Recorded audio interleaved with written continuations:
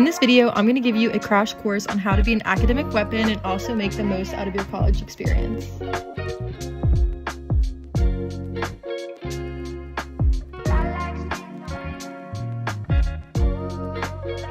Hi guys, welcome to today's video. Today I thought I would do a how to be a perfect student but also like still have a great college experience. It's also that time of the year where we're all kind of are just going into that slump. We all are struggling to keep up that motivation, you know. I'm going through it. I always go through it this time of year. I'm at the end of my spring break, so I'm just really, it's always after spring break where I lose like all my motivation. I'm like, because like literally it is March. When I'm filming this, it is March 9th. I have like a little over a month left of school and then I'm done forever. So like I'm at my peak senioritis.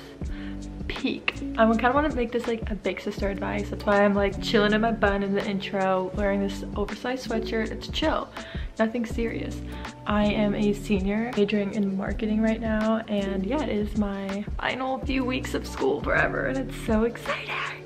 I thought I would miss it, but I'm honestly just getting to burnout so badly that I'm like, get me out of here right now. I have a pretty good GPA and I'm gonna go into like how I maintain that GPA, tips for college, organization, advice, tips on studying, how to organize, how to recover from burnouts, all that kind of stuff. So I'm just popping in because I wanted to give you guys a little bit of advice before we get too much into this. College is a very new environment for everyone. It's everyone's like first sense of freedom. We're literally living in a little hotel with strangers and it's new for everyone. Like everyone is in the same boat as you.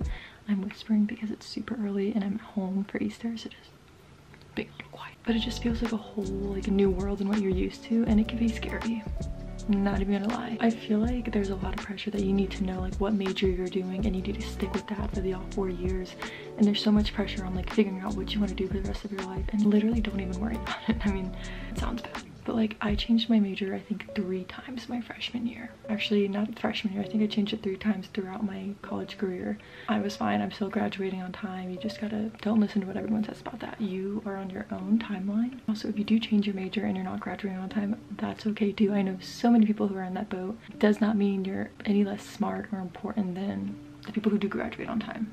Also, your major doesn't define you. You can go major in fucking finance and then graduate and be like, you know what, I want to be a marketing major. I mean, wait, no, I want to do a job in marketing. Or I feel like it's like having a degree is mainly what you need. But like I said, if you go get a finance degree, you don't need to get a job in finance. Your degree doesn't fully define what you have to do with your future. So just keep that in mind. So don't put so much pressure that you need to. Hello.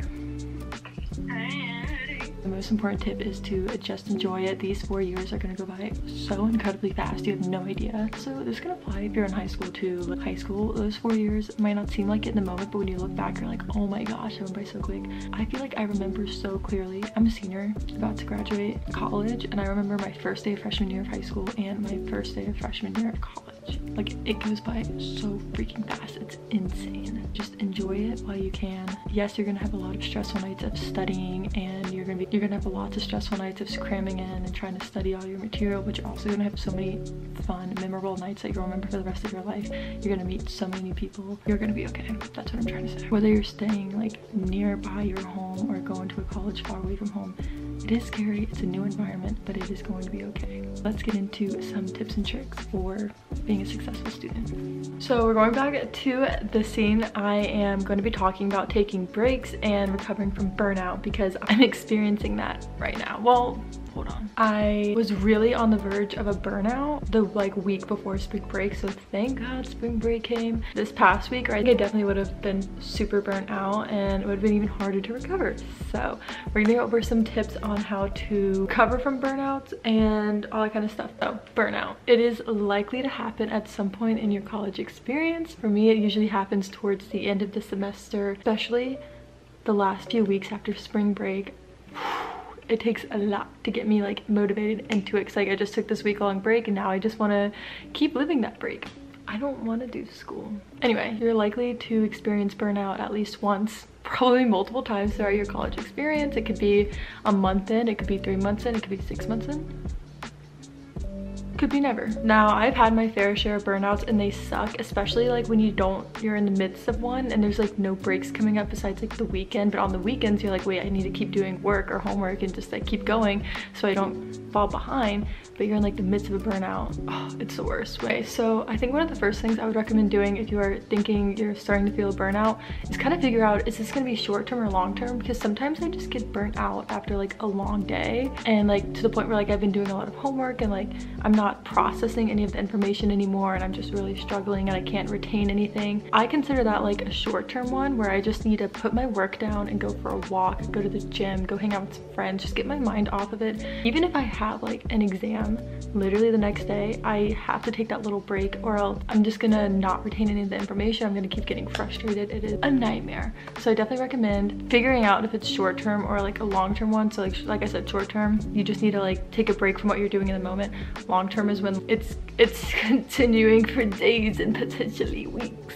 For long-term, everyone's experiences are different, but for me, what I did was I became very disciplined with myself. So I would be like, okay, I'm done with homework at 5 or 6 or 7, whatever time it may be, and then doing like little hobbies for me for the rest of the night. Because before, like I would literally do homework up until I went to bed, and that's not gonna, it's bad. So like I would be like, okay, at 6 o'clock, I'm putting all my work away, and at this time, I am putting it away. That is my time for the rest of the night. I'm gonna do things that fill my cup, things that make me happy, because it is so important to have those stuff in your days. And like earlier in my college career, I would not do that. I would wake up early, I would go to class, I would go to work, and then I would come back and do homework until literally right before I went to bed. Because in my mind, I was like, I could always be doing more, and I just feel like I can get ahead, but it was a never-ending cycle. I have an exam the next day, that's maybe a little different, but if I'm just like overwhelmed with this assignments, I'm like, we're done. We're gonna do things that make me happy. We'll go to bed early, and we'll wake up earlier and start working on stuff in the morning. But it's just important to not completely make school your life. Even though it's hard, it's easier said than done, because like I know some majors,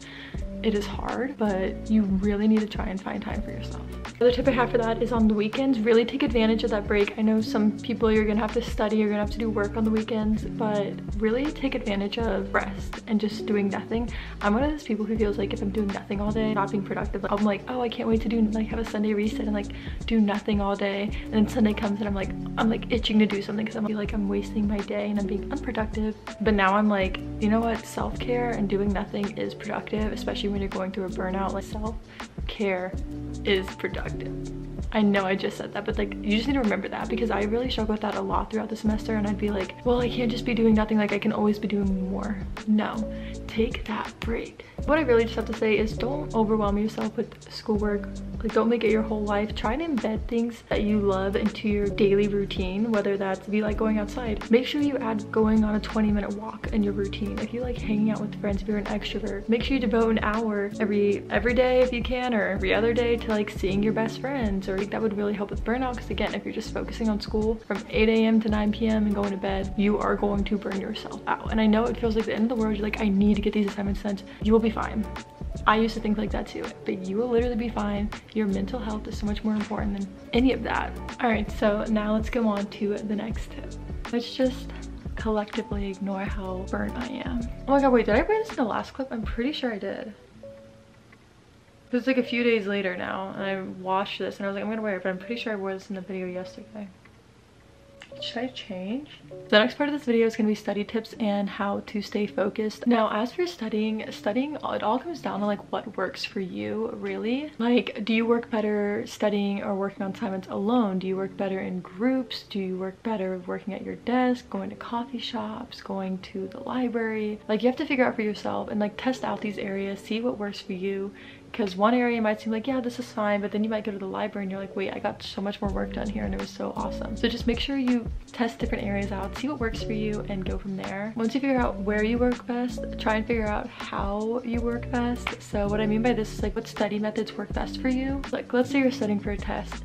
Do you work better reviewing just the notes over and over again? Do you work better making flashcards? Do you work better doing the teacher method where you like, and you're teaching a subject to someone? Just figure out what makes you memorize the information best. One of the ways I did it freshman year, which really did help me memorize, but it was such a long process. Obviously I took notes in class, class, and then when I was studying for the exam, I would rewrite the notes again, like all of the notes, and it would really embed it into my mind. And yes, it took a long time, but it was worth it because I would take the test and I would kill it because I was rewriting the notes and just really embedding it into my head. And yeah, some of these ways might take a while and it might be frustrating, but just the confidence when you're going into a test and you're taking the test and you're like, this shit's easy, that is the best feeling. It is such a worse feeling when you go into it like, damn, I don't know anything. And I know I also just said, don't spend your whole college career studying. If you have to study every night for 2 weeks, that is fine. That's not what I'm saying. I'm not saying don't study. I'm saying don't make it all about studying because it will lead to burnout. A big tip I have is to, like we just talked about this, but take breaks, divide your time up. I used to never allow myself to have I was such a horrible student, like really, like why did I do this to myself? But I used to never allow myself breaks from studying our assignments until I had it either memorized or done. This will lead to burnout and you will hate yourself. Right? Not, you won't actually hate yourself, but it is just so draining, guys. Just, I think back to those times, I'm like, why did I do that to myself? Because I would just sit there and be like, I cannot go eat until I have this chapter memorized. What the? Why was I doing that? Why? It did not help me memorize it any better, really. It actually made me more frustrated and I would forget the topics more because I had been studying for hours and hours on end, giving myself no breaks. And so I had 2 midterms a few weeks ago, and past me would have really screwed myself over because I would have focused so hard on one class and then probably spent 2 or 3 hours studying that one class and then go to the next class and spend like an hour or 2 and just be burnt out by that point and have no energy to study for the other exam. Not that that really helped me study for this exam, which is what I do now for most of my exams and assignments. I would set a timer. I would spend 15 to 20 minutes studying one class, and then I set another timer for 15 to 20 minutes and study the other class. And then after that timer went off, I'd give myself a 5-minute break, get a snack, scroll on TikTok, whatever I needed to do. And then I would go back to the first class I was studying for, give myself 15 to 20 minutes, study all that material, and so on. And then 15 to 20 minutes for the next class, and then a break. That really helped me because I wasn't solely focusing for so long on one class, and then I would have like no energy to do the other class. And it really helped me divide up the time evenly, not overdoing it for one class and not doing enough for the other. I think that method helps so much. It worked so well for me and I'm so glad I did it that way. I feel like I felt so confident during on both exams, which in the past I wouldn't have because I would have been only confident on one exam. So I hope that makes sense, but definitely like setting timers really helps. And another tip, if it is becoming harder to retain information, like if in the beginning you were like retaining it so easily and you've been studying for a while and you're starting to have trouble retaining it, that is your brain and your body telling you to take a break because you've been studying for too long. Give yourself a little break so you're not overwhelming yourself with so much. For me, like, again, past me would have been like, no, like we're going and we're gonna keep studying, and I was having more trouble retaining the information because I just needed a 5-minute break. All I needed was a 5-minute break to just back up, get away from it, and that's all I needed. And now that I do that, like once I start to feel like my brain being like, okay, we need a break, I listen to it. Sometimes it's 5 minutes, sometimes it's 20. If I've been studying for hours, I'll give myself an hour break and go hang out with a friend or go on a walk, and I'll be able to retain the information better again. And it's just, that's how easy it is. It's frustrating like when you're on a roll and you don't want to stop, but it is so important or else you're just gonna end up screwing yourself over in the long run. I promise you. Just take breaks, it's okay. This part of the video is going to be how I organize everything because I am big on like having an agenda and like not a schedule, but like what am I looking for? A to-do list. I like having everything out where I can see it and access it easily, and that's what we're gonna show today. I use Notion for everything. This is not sponsored, but hit me up if you want to sponsor me. I've been using Notion since I think my sophomore year of college and I love it. I'm gonna show you guys. I was gonna do like a screen recording, but my 2019 laptop can't handle it. Like she will literally catch on fire if I screen record one more thing on there. I have this template. I got it from someone on YouTube. If I remember, I will link it in the description who I got it from.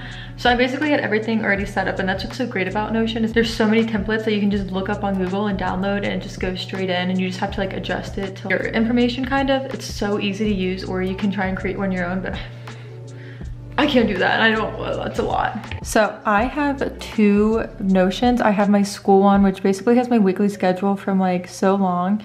And this is this week.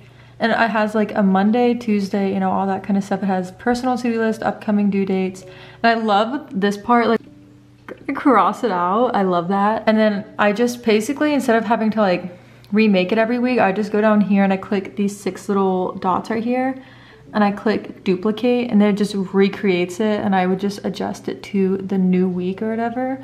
So it's very convenient to use, and that's why I love it so much. I have like my whole life, like school-wise, on here. The app is pretty easy to use. This is what the weekly schedule looks like on there. So it looks a little different, but it's still like easy to use and all that kind of stuff. So I always use a different emoji, kind of depending on what's going on that week, but I don't know why I picked a cowboy. Couldn't tell you. But for my second Notion, is my brightness down? Oh, it's down so much. Also, my screen is so dirty. Stop.